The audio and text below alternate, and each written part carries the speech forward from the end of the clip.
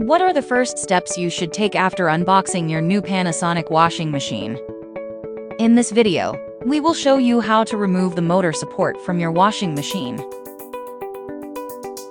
Removing the motor support will avoid parts damage, abnormal noise, and vibration during operation of your washing machine.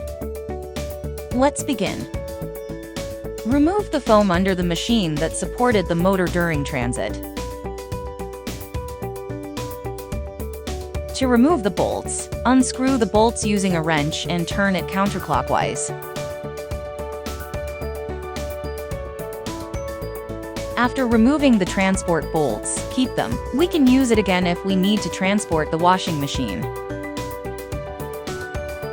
Place the 4 cover caps to cover the holes to prevent possible damage to the machine.